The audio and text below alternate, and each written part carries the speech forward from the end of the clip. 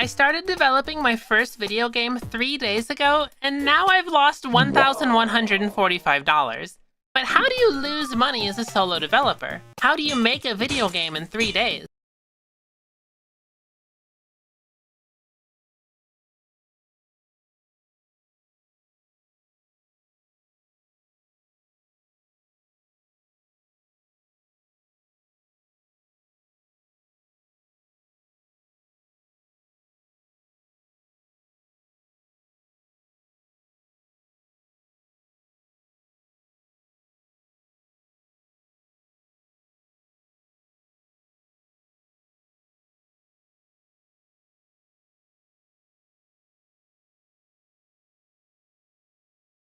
Well, to explain that, I need to give you some context. It all started when I decided to sit down and fully develop and release my first video game.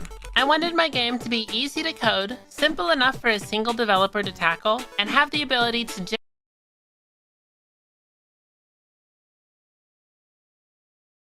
I started developing my first video game 3 days ago, and now I've lost $1,145. But how do you lose money as a solo developer? How do you make a video game in 3 days? Well, to explain that, I need to give you some context. It all started when I decided to sit down and fully develop and release my first video game. I wanted my game to be easy to code, simple enough for a single developer to tackle, and have the ability to generate the revenue back for the time I spent developing the game. As you can tell, that last one didn't work out so well. So I got the idea to make something kind of like Flappy Bird, but harder and with more customization. The reason I chose Flappy Bird I actually already have a lot of experience coding it. You see, back in high school, I was in Science Olympiad, and one of the categories I competed in was game design.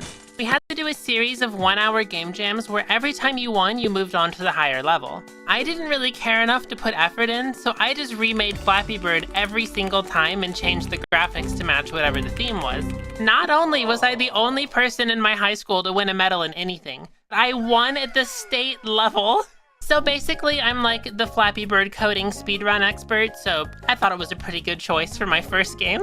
But I also used to love this paper airplane game on my DSi, so I thought a cross between that and Flappy Bird could make a fun new challenging game.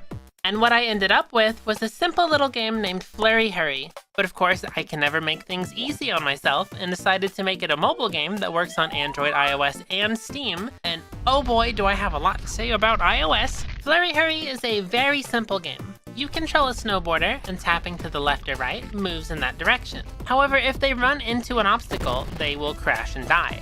The objective of the game is simply to survive as long as possible. Oh, and also get these coins. Yahoo! Ah, that was close. Get out of the way! I can't see! Okay, it's actually a surprisingly difficult game, but you know, I like it that way. The game currently features 13 differently themed zones that change every 45 seconds or so. And in the shop, you can currently buy 110 different cosmetics as of the time of this video, ranging from hats to riders to boards to trails. But don't worry, there are 0 microtransactions nor intrusive ads in this game. Everything is purely cosmetic and available with in-game currency. Although, it is my full-time job to make things for you guys, and I do need to afford my bills, so every time you die, you will have the option to watch an ad for some extra coins to help you get cosmetics. But if you don't want to do that, you do not need to. According to Game Maker's timer, I made this game in just under 3 days. However, the time it took me solely to get the game onto iOS and Apple devices took longer than making the game.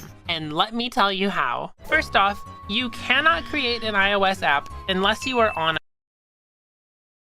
This video has been sponsored by Brilliant. A few years ago, I was able to successfully make some transparent wood